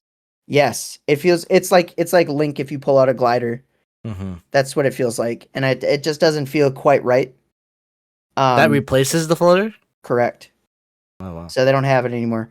But you do get a new spinny tail kick move. So I'm trying to think. I wonder if this will be the definitive version then. I wonder if they're filling out the empty world then. Yeah, that's what they're trying to do. Oh, that's interesting. They're adding more like coins and stuff, and they added costumes, which is kind of neat. It'll be interesting to see how the full release is. I'm very curious about it, but there's going to be a few things that really like need to happen to make this worthwhile. You should not be charging more than like $20 for this remake, maybe 30 tops. Like I have a feeling it's going to come out like $60, $50 somewhere up there. If it's full price, they're insane. Because this is not a full price. Like you can buy ukulele right now for like $2. Like you can find it on sale somewhere. It's very cheap. I would challenge anyone not to pay full price because that's crazy. I don't care how much. They don't have a price announced yet? No price. They don't even have a release date other than in the demo they said it's releasing in 2025. Which is crazy to me. I thought they didn't release the game because they were waiting to release it on Switch 2. And they like didn't announce. They announced that Switch 2. They were like the first one to say like they were coming into the new Nintendo console. Oh, I remember that. Which is awesome. But I thought they were waiting for that so they could release it all at once. And it's out. It's here. Ukulele 2 or Ukulele's not here. I'm not gonna lie. Before this podcast, I didn't even know there was a demo out. Yeah, go play it. Go play it. You can try it. It's definitely improved from Ukulele, but not dramatically. It feels different. There's some changes that are good. Do you feel like it's too late? Like, I don't think this is going to set the world on fire. No, not at all. It's not going to set the world on fire. I think they needed to. If I was doing marketing, that's what it all comes down to for this specific release. If I was doing marketing at Platonic, I would have been like, guys, this is a great stopgap. This is not the game people are waiting for. You need to release Yuka 2. Even if you release the trailer for Yooka-Laylee, announce that you remade the game. At the very end, you need to tease. Oh, and by the way, more info coming soon. Yuka 2, right? That's what they needed to do, and then they needed to release that game like as soon as possible. Like they needed like waiting a year to release it is a mistake because now that hype has like sort of fizzled down. I never hear anybody talking about Yooka-Laylee until the demo came out and a couple people are playing it online. But it's like they're missing the mark on what they need to do to get people excited for it. I just it's like it's annoying when you can see the problem and the writing on the wall and they're just missing it. It's like, oh. I mean, the best marketing ploy would probably be wait a while until Yuka 2's almost done. You announce that Yuka 2's coming out and then be like, but in the meantime, you can play the remake of That's what they should have done today. But they should have waited. Like, they should have waited until they were at that point. Like, I remember when it's going to be a long time. Yeah, and when I saw that like people got laid off, people were making comments like, well, yeah, that's what happens when you release one game in 8 years and you're trying to market the same game for the 8 year. I'm like, yeah, what have they been doing? What's going on here? And like you mentioned it earlier, like, yeah, maybe Yuka 2 is done, and they're just kind of sitting on it, and they're trying to test the waters with these new mechanics. Because I think they know, but even if Yuka 2 came out, I don't even know how well that would do, to be honest. Like, I think Yooka-Laylee, like myself, it just got left with such a sour taste in my mouth. Where like, oh my God. Right. I mean, I'm not gonna lie. If Yuka 2 came out, I probably would get it to try it out and support that kind of type of gaming. Because I know that at the end of the day, I do know this team is trying. Like, I'm not sitting here thinking like they're just doing a cash grab. I do feel the passion behind this team. I just don't think this team has the tools maybe they need, and maybe I'm trying to think. I've been thinking about this the last like 15 minutes. I'm trying to say this in not a mean way, but I feel like this team is. You mentioned it already. Like maybe they didn't really know what they had, but like this team's trying to capitalize on this thing they made 20 years ago, 30 years ago, and they don't exactly know how they're trying to recapture that lightning in the bottle that they don't know how they got. You know what I mean? Yeah, they don't understand. It's all of the elements put together, not selective. Like, Yeah. you know what I mean? They're not getting the full picture. They're getting little pieces, and they're like, yes, that's important, but you need to have everything together, not just that specific thing, not just the black dialogue boxes with gibberish. Like, yeah, that's awesome. It's a cool callback, but that's not what made Banjo fantastic. Could even get the pause music right originally. Right? Jeez. So, well, I hope this team figures it out. So do you see a future, perhaps anytime soon, that a Banjo 3 is even revealed in some capacity? Well, it's interesting to see that Toys for Bob basically just flat out said they wanted to make Banjo Kazooie and Tooie like remakes, like the Insane Yeah. Trilogy, which I think that would be a great first step. I think remakes of those games they don't necessarily need to happen because we got the NSO release and everybody's excited Mhm. about that. People get a chance to replay Banjo Kazooie and Banjo Tooie.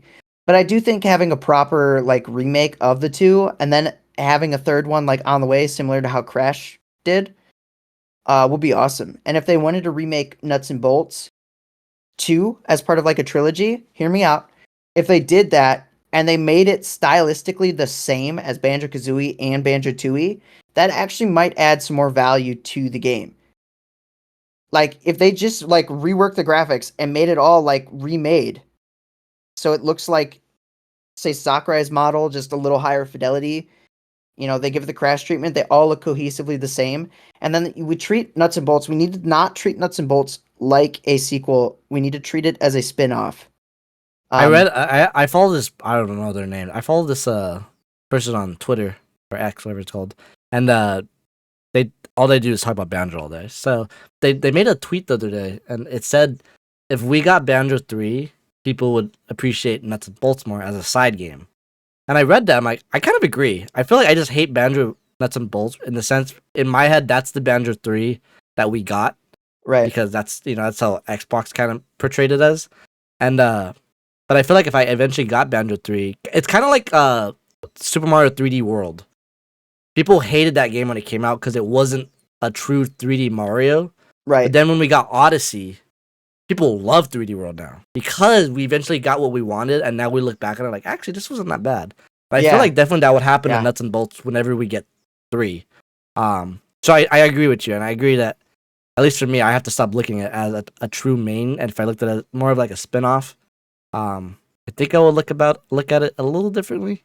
Listen, they should have called it. It should have been Mumbo's Nuts and Bolts. Yeah. I stand by this. I've said this in a video I made, but I'm like, imagine like Mumbo had everything you needed to make him the main character of this game, and make it a spin-off about Mumbo, because Mumbo had the magic wand. You literally get a magic wand that has a skull on it, by the way. Yeah. And you get I lost my train of thought there. But he's like the garage. That's true, huh? His wrench has a skull in it, huh? Yes, it's literally Mumbo. Like it's like we Mumbo is like his moveset already was limited in Tooie. All he can do is smack with his staff and like run around and jump. That's what Banjo does. It's like I don't know. Whatever. I kind of a part of me, as much as I don't want to play it. A part of me wants Nuts and Bolts on Switch, so I can kind of. I don't want to play it on Xbox. I personally don't like touching my Xbox. I'm over Xbox, but I would play it on Switch if they ever brought it. They would have to make it a full game though. I'm surprised we haven't gotten Rare Replay on Switch, if I'm being honest. Yeah, that's pretty wild. That is a weird choice. It's really limited to only Xbox consoles, because even on Game Pass you can play a lot of the games that are like in Rare Replay, but you can't play Rare Replay. Oh really? Yeah. Because I play on That's PC. Weird. I have access to Game Pass in the cloud, and like I can play Banjo Kazooie, Tooie, Nuts and Bolts, Cameo, like tons of rare games, but there's no rare replay. It's like exclusively locked to Xbox One and Series, which is just a weird choice for me. That's why Xbox is trash. Anyways, I was gonna say, what was I gonna say? I lost my train of thought. That's how much. See what Xbox does. Xbox just Xbox does that. Just losing my They train buy of a thought. studio, and that studio loses their train of thought. That's talking about like kind of trends on my channel. That is another trend. Me just talking about Xbox. When you mentioned that, oh yeah, Xbox just buys studios, I literally chuckled. I'm like, don't get me started on that. Really have a whole podcast of me just talking about, dude, what is Xbox doing? I have a friend. He's like an Xbox fanboy. So we had a whole podcast discussion of him defending it. And I'm not gonna say I won, but I just feel like that discussion went really one way in my favor. Like, these people just don't know what they're doing. They just want these games, and it's really weird now because their whole thing is buying the games now and then putting the games on other systems still. Like, it's not even like an exclusivity thing. They just want the income. Yeah, it's like Xbox is moving away from consoles and moving into a like streaming platform almost. Or like a games like that's what they want to be, and like they're only making hardware specifically to make like an easy access. You know what I mean? It's like that's not what they want to do, and they're giving the vibe. And now PlayStation's like seeing their success with Game Pass and everything, and they're wanting it like, oh, well, we'll release our exclusives on PC to expand our market and make more money. So I wonder if PlayStation's eventually going to go down a similar route, which is kind of depressing because PlayStation isn't doing that well either. They're kind of they're in a whole different can of worms of just like making games. Xbox buys the games, PlayStation lacks making the games. Yeah, and then Nintendo's just kind of there in the middle. Well, Nintendo's kind of big. Nintendo's getting both sides sometimes. Yeah, Nintendo is very interesting because their Switch 2 launch, I think the numbers were in like 3.6 million units sold, and that was in like the first weekend. First 4 days. Yeah, it was like way higher than any other, than PlayStation 5, than PS4, than any Xbox console, than the Steam Deck. Like, it just like blew, even the Switch 1, like it blew everything out of the water. And it was like, that's where we're at. I think people just want a console to play games that are exclusive to that console. Like, that's why we buy consoles, because we get games on it that we can't get anywhere else. Or we get consoles because they are handy and quick access, user-friendly to hop in and just play a couple games. Because not everyone likes to play on a PC and have to customize your settings constantly to get that optimization, you know? It's already done for you on a console. And yeah, Xbox and PlayStation just seem to be moving toward the PC way, and Nintendo's like, well, we're just going to keep doing our thing because it's working for us. And they're everybody else is losing their audience or moving their audience to something else, and Nintendo's just like becoming the only console that matters in the space. Legitimately, whether that's how you feel or not, but fine on me. Nintendo fanboy over here. Yeah, exactly. I'm like, Nintendo. I have my Switch too. I like it. It's great. Yep, I love my Switch too. Oh my god, I've been all over it. I let my friend came over last night, and I told her she's starting to get into gaming, and I let her just, you can borrow my Switch 1. Like, I'm not gonna touch this. You can borrow it. I'll put you on my Nintendo Switch family plan, so now I can lend you games. You don't even have to buy the game. Like, here, take Animal Crossing. Here, take Mario Kart 8 Deluxe. Like, you can just have these games, and then obviously when you get burnt out or buy your own Switch, then you go from there. And just kind of storing your games, like, one, if you never had a Switch, you're just eating with all these games you can play. Yep. But two, as a good Banjo fan, I made sure she downloaded Banjo on NSL. I'm like, you gotta make sure you play this. This is the best game right here. But three, it's like playing on the Switch, original Switch. I'm like, man, I'm already so used to my Switch 2. This thing's bigger, brighter, like, more, hefty. And going back to the Switch 1, like, it just feels so small. And then at the end of the night, because I don't have my Switch dock anywhere, because I have my Switch 2 dock now set up, we had to play with tabletop mode with the little controllers, the little Joy-Cons. And I'm like, man, these are so small. And I'm like, I'm never one to complain about them, but playing with the Switch 2 Joy-Cons, I'm like, oh my god. They just feel so much better. Yeah, so. They feel so much better. If you haven't picked this up, though, the Switch 2 Pro controller. Oh, brother. Oh, man. Listen, Game changer. the joysticks on it, I don't know what it is. Like it's like the coating of the rubber or something. These are the most perfect, like feeling smoothness, like rolling around the joysticks I've ever felt in a controller. The I'm all about joysticks feel that. good. Yeah, Oh, they're they don't awesome. have that. You can probably see it on this Pro controller. It doesn't have that like white marks it leaves. My old Pro controller, like when you do too much intensity, it leaves like white marks. And you have to Mm, like it's like dust. Like you have to like you just clean them and it's fine. It's really weird. But yeah. my favorite thing about this Pro controller is that the matte finish. Oh, Yes, the matte the finish. I matte think that's what it is. finish. It's just the material. What a Yeah, it reminds win. me of the DSi. Oh my It god, I feels good. love the DSi so much. Yeah, it does feel good. Oh Joy-Cons man. have that feel too, right? The whole system has. Yeah, it does. It does. Yeah. My Switch 2's in the other room. I was playing it. I got hooked on Belatro, or however you pronounce it. Malacho, I still haven't Balatro. played that. I need to put that on my list. I literally told my friend he's obsessed with that game. And I told him, okay, I'll buy it when Switch 2 comes out. I want to play. I literally I'm in the phase right now. I just want to play everything on Switch 2. Yep. On the flight, I literally started on a new Banjo 2E play.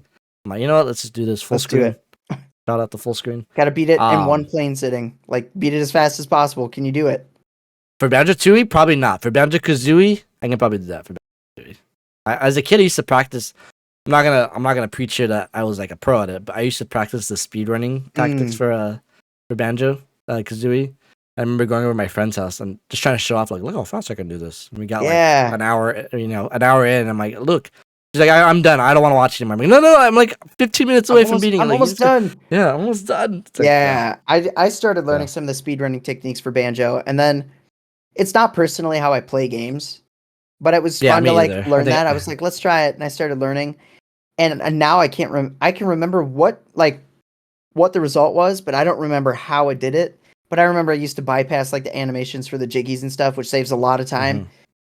And I remember flying through Mama's Mountain in like 2 minutes. It was like awesome. But the speed running that I always found very satisfying was DK64 Oh, because you I've could, seen those. yeah, and Yeah, I still remember some of the techniques to do that, like glitching the boss doors so you can like just go through the floor and you just fly in, and bypassing every banana gate with Lanky just by stretching your arms. Like I love that stuff. It's awesome. yeah. Just to know. I Yeah, exactly. And it's fun to watch too. So, but I feel like you have to be so precise with these things. Or I kind of just like, I'm not that precise. So Yeah, I I'll feel just like stick to that's platforming. probably why I liked DK64. It's not as precise. It's like it's just kind of glitchy anyways. Yeah, So yeah. it kind of helps with like the hitboxes aren't as like you have to hit this one specific spot with Linky's arms to get into the gate. It's like no, if you can just get around this guy, you're fine. You know, not like Zelda Ocarina of Time where like you have to go up, you have to backflip up a specific line, and if you slightly move to the left or right, you're off the line and you failed the. You got to restart. You got to But it's retry it. crazy how people find out these things.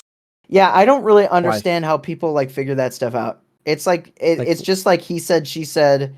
I found this yeah, glitch by I accidentally did this, but like who's sitting in a corner, like backflipping 7 times backflipping? and then Yeah, moving slightly to the right. It's like I what? backflip once, and if it does nothing, I move on. Oh Like yeah, it's it's it's hilarious. it is nice having a new console and basically Banjo 2 being a launch title. Yeah. Like Oh yeah.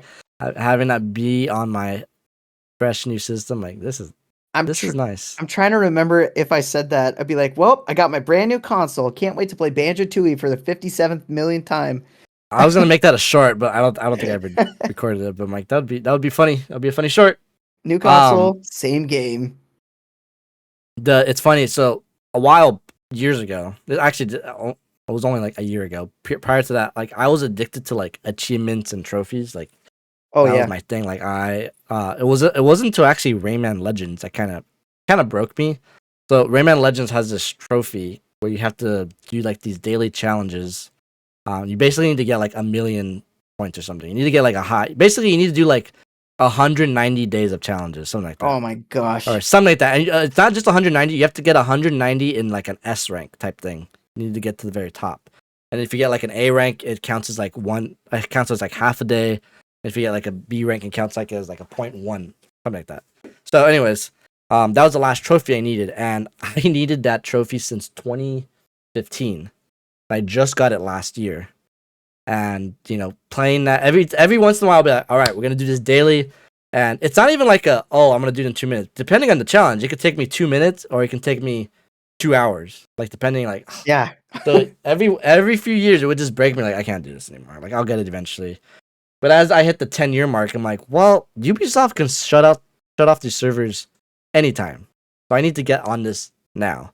And similar to like Portal 2 on PS3, I'm missing one trophy, and it's to play with a friend online. Servers are offline, so the trophy's impossible to get. So I can just never get that platinum. Anyways, trophies are my thing and stuff. So on my Steam Deck, I found out this thing called Retro achievements. Retro achievements. Yep.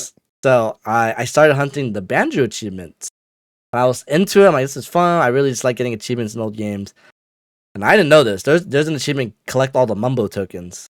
Apparently, there is one missable Mumbo token. Do you know where the one missable Mumbo token is? It is in Banjo Kazooie, right?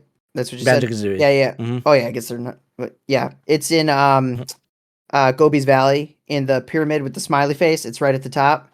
I know because I missed it in my last playthrough, and I was like, "Crap, I forgot!" And the water started sinking, and I was like, "Well, I missed it." And I completed the whole game. I collected all the Mumbo. I'm like, I'm missing one.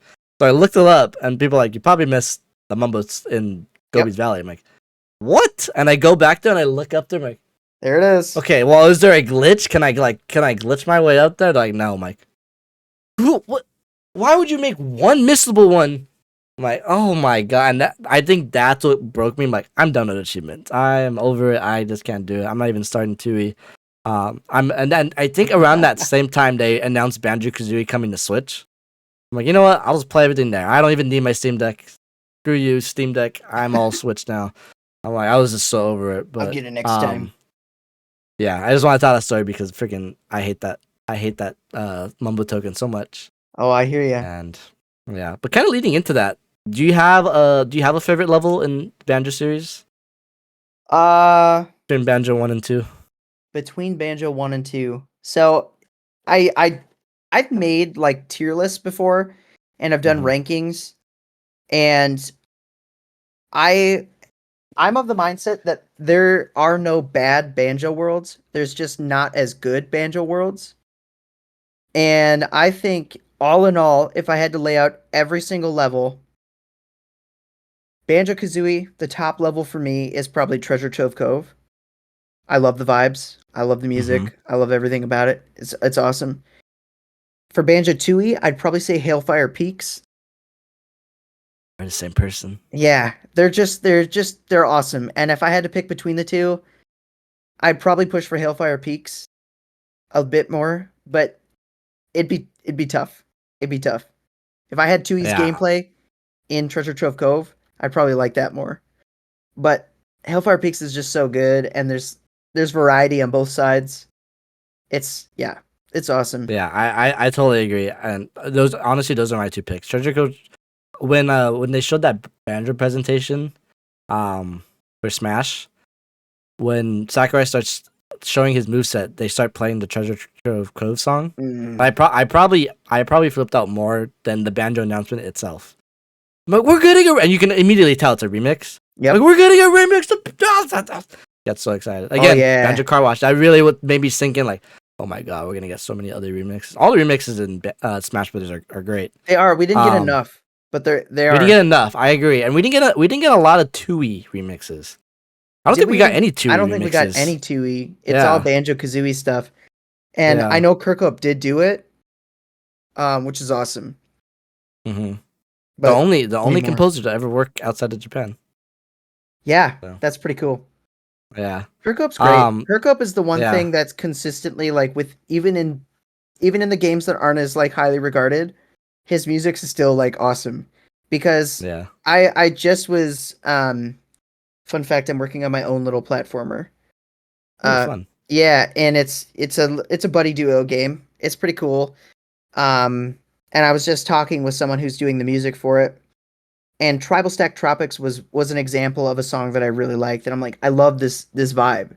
Tribal Stack Tropics from Ukulele has a great great feel to it. It's actually very similar to Hailfire Peaks if you ever put them side by side. It's different. It's a little more bouncy, a little more happy, but it's the same vibe. And I'm like, I think this is what I like. That Yeah. specific song. This is what I want. Yeah, just give me a mashup of those two. That's perfect. Yeah.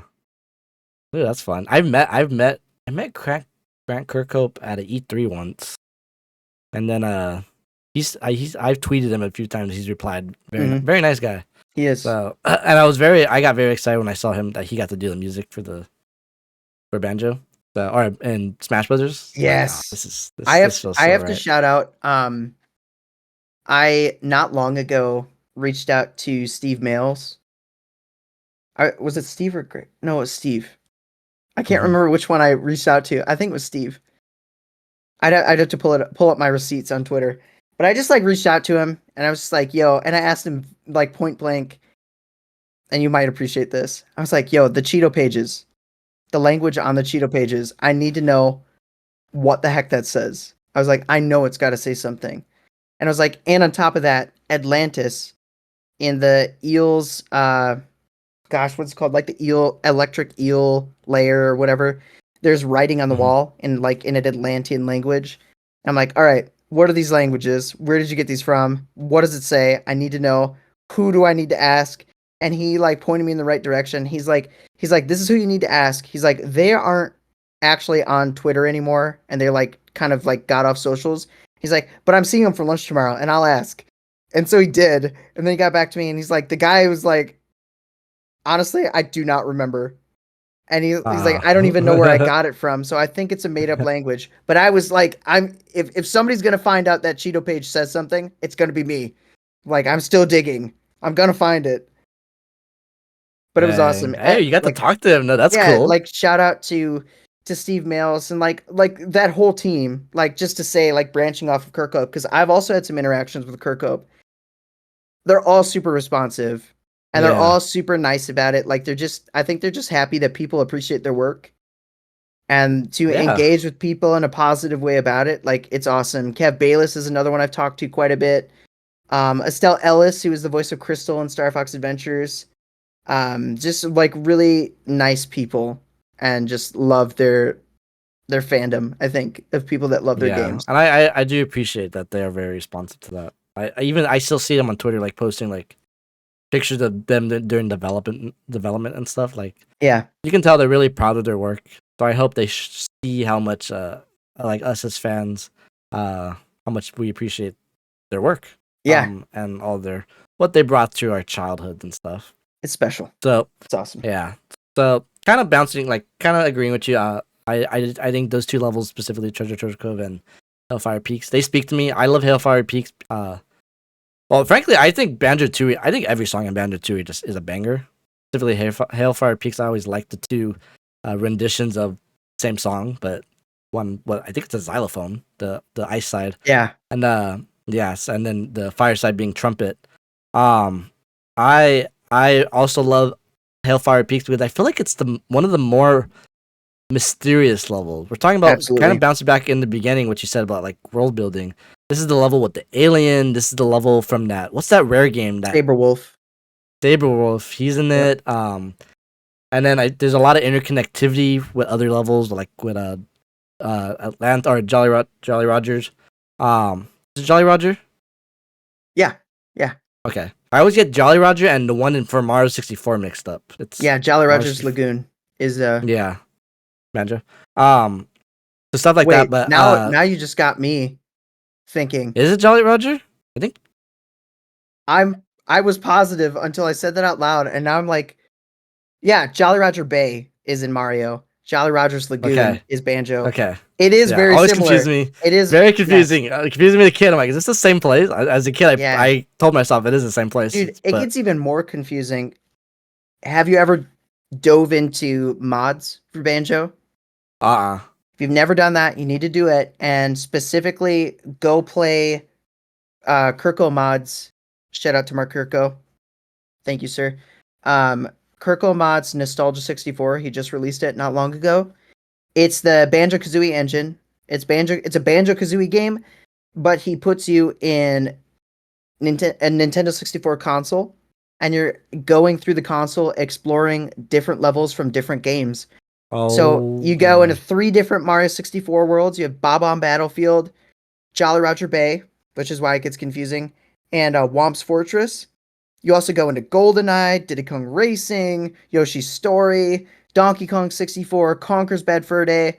Like all of these levels are like it's Banjoified, and you go explore them. And Wow. it sounds like if I told this to like 12-year-old you, and you liked all these games, you would be like pooping your pants at how awesome it Yep. is once you see it, because that's how awesome it is. That sounds cool. Yeah. I reached the only. You actually reminded me. I actually did play a few years ago. I did play a mod. It was a Zelda mod. It was basically Ocarina of. Now what was it? Jiggies of Ocarina Time. of Time. Jiggies of That's Time. Kirko Mods. That's Oh one of yeah, I his. played that Yep. one. That was his That like one. That big one. one. That was his last. In my opinion, that was his last big one before Nostalgia 64. But yeah, Oh, okay. that was a Okay, yeah, great I love one. that. I Very love that hard. one. So usually what I do is when I beat a game that I love, I usually wait till I beat the game and then scrap up that soundtrack and put it on my Apple Music. So I'm one of those nerds who listens to video game music on the road, Mm-hmm. on my runs, at the gym. So if you see me with headphones on, I'm probably listening to Banjo. But for this mod hack, they have a lot of great songs Yep. that are Zelda and Banjo kind of mushed together. Oh my god, the trouble I went to to track down this OST. I don't even know how I did it because it's not something you just people aren't posting this OST on YouTube or anything.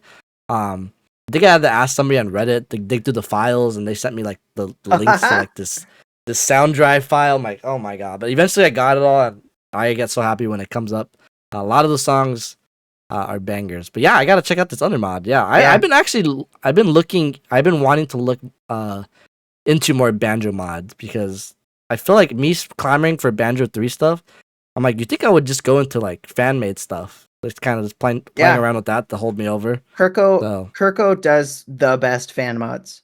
Like period. I don't think anybody's even close. He literally makes full-fledged Banjo adventures.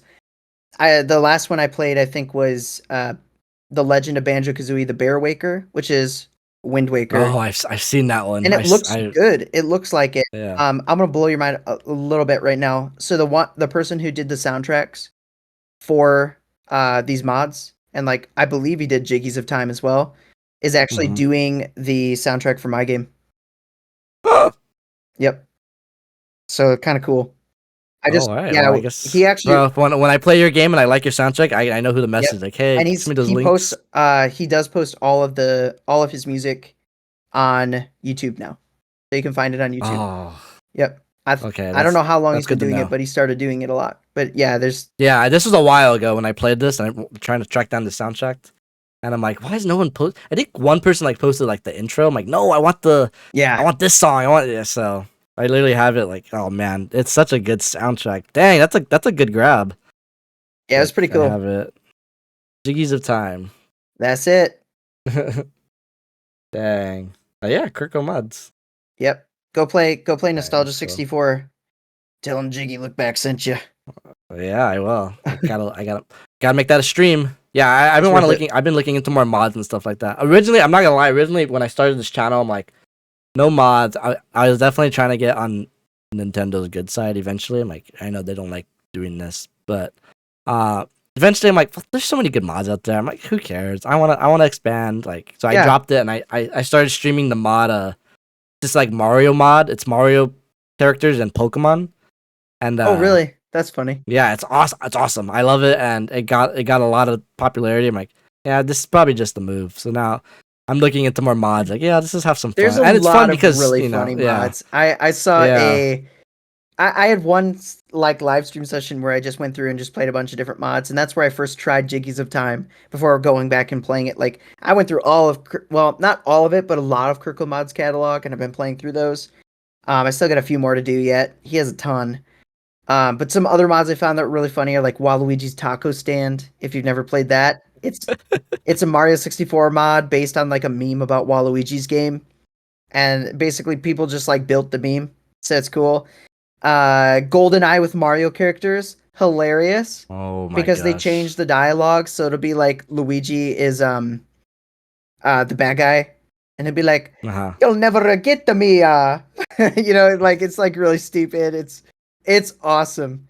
Yeah, there's a whole world of mods out there that I was telling my friend because again, I know people look at me when I'm making a decision like that, but obviously you could probably relate. Like, that's a big business decision that in my head, like I had a goal, Yeah, become a Nintendo partner somewhere down the line, but I'm like, that restrains me to a lot of creativity and, doing this and that. I'm like, and I'm buying Nintendo stuff anyways. It's like I'm gonna do my own thing, my own way.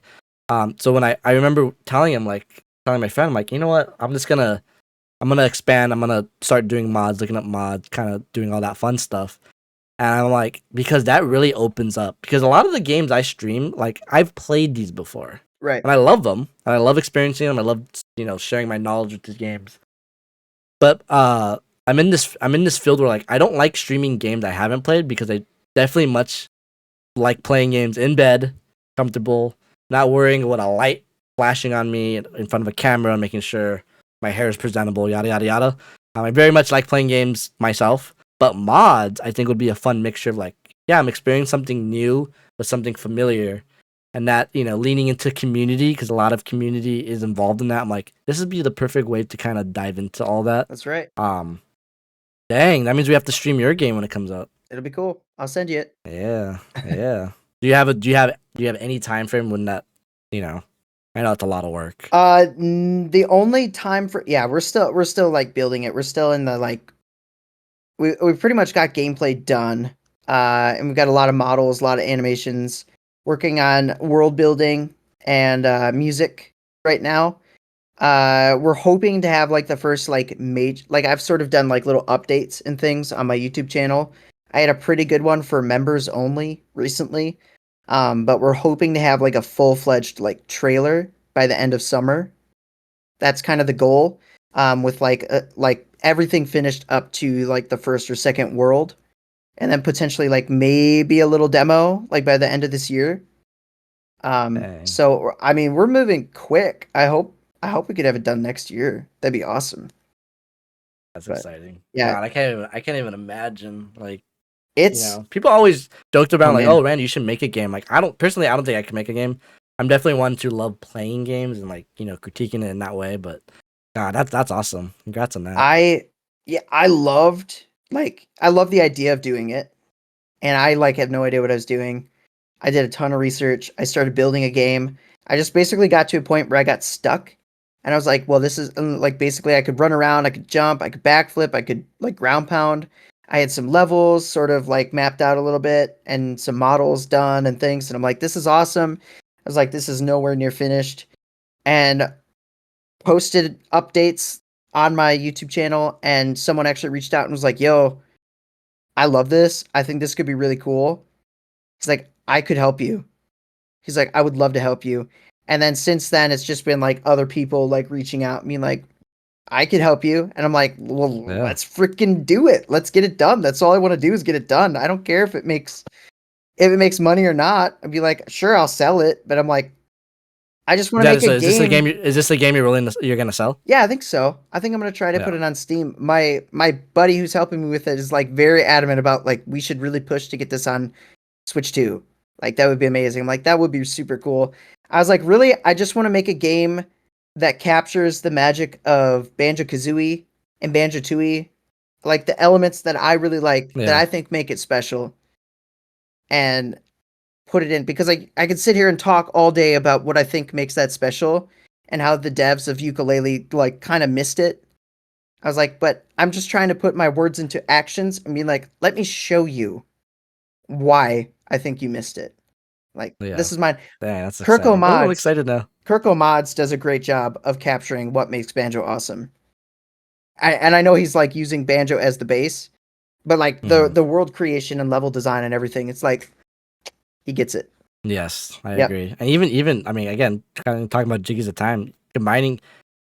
I think it's easy for people to think combining two worlds is just easy building, but it really isn't. And the way he combined Zelda and Banjo's gameplay, I remember just being floored with it. That's a game I should stream because I just Yeah. think I just remember being like, that is awesome how you did that. That's very clever. That's very cute. Like Yep. very, very, very good mod. It's like familiar levels, but at the same time, he adds all these little elements that push it to the next level and connect it to Banjo in a unique way. But he also does other things like in the game, there's like cartridges of like random games. Like you can see box Yeah. art for like Pokemon Blue or something. It'll just be randomly at the Yeah. bottom of a river.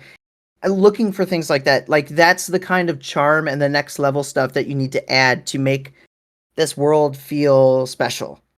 Right? Like it's awesome. It's that kind of stuff that pushes it over the edge. Dang, you should get your game on Switch too. That would be hype. Indies do well on Switch, so Yeah, I think it's possible. or even Switch 1 too. I don't know how powerful your game's gonna be demanding. It pretty much looks Even getting like on Switch 1 and Switch 2. pre-rendered N64 style. So I don't think Yeah, it's I would like say even too get it on demanding, Switch 1 as but well. It'd be cool. So, yeah, dang. Well, good luck on your venture Well, for thank that. you. All right, well, that's all the topics I have, kind of just stringing us along. I feel like we talked about a lot. I guess the last thing we can end on is, we already talked about our favorite levels, favorite games, but do you have a favorite Banjo song? I know we're talking about music a little bit. Do you have a favorite song that just speaks to you? Jinjo Village. Jinjo Village, okay. Yeah. I would say Why? that's my cream of the crop. It's just happy. It just feels really happy, and I feel like it's the start. Every time you boot up Banjo-Tooie after you've gotten to Jinjo Village, that's where you start off. So every time you boot the game, it would play that music, da da da da da da da, and that is a song that I have carried since I was a little kid. So I just feel like that song and DK Isle from DK64, like those two are like my childhood songs. Maybe to a lesser extent, Bob on Battlefield, but like Yeah, that's bomb. I kind of relate that. I literally, it's funny. I mean, it's clear that you appreciate music as much as I do. I just had a short the other day. That's honestly gone a lot more viral, which makes me happy because yeah. Usually when my viral things go, like it's usually just like something meme worthy, but this feels more special. Basically, me kind of reacting to they in Mario Kart World, I think one of the best soundtracks I've ever experienced in my life. They remixed a Mario Galaxy song in that game, and me just kind of realizing it slowly, the screen slowly transitions to the Mario Galaxy gameplay, and that song when I went for a run on my vacation, I listened to the soundtrack on my run, and I'm listening to the soundtrack I never listened to. I'm like, I just let's just shuffle it, see what happens. And when the song showed up, I literally had to stop running. I'm like, and like take it in, like, bro, this transformed me back into a kid. Yes. And that Bomb on Battlefield has that similar effect to me too. I'm like, damn, that takes me back. I'm glad to hear I'm not a freak for listening to game soundtracks. I mean, I know that's a thing, and I know there's got to I think it's more common than you think. It's more common than you think. That's what I'm like finding, because it feels like even listening to just instrumental versions of things, I feel like that's like weird.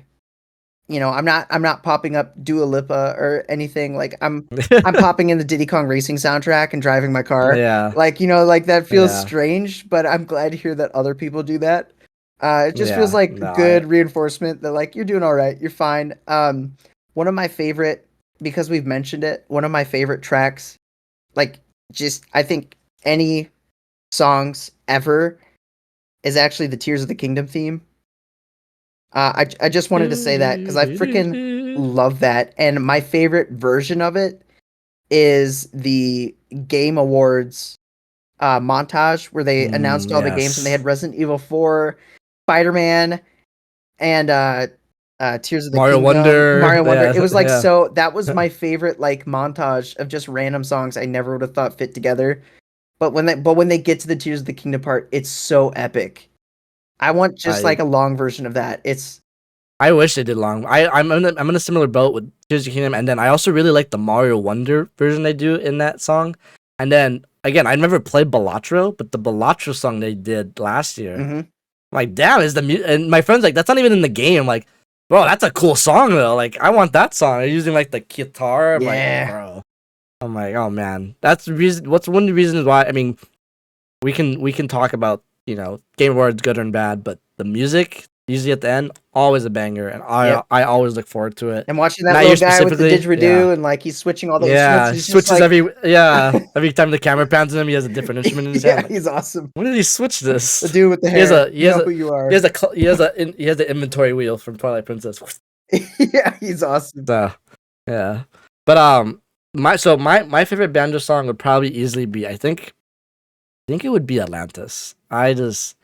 That song relaxes me. It you know, I already talked about it. Like as a kid, it really taught me what an atmospheric location could be, Mhm. and I look back on it a lot, and I just love it. I think it shows what Banjo could be. Yeah. Banjo's a serious game, a funny game.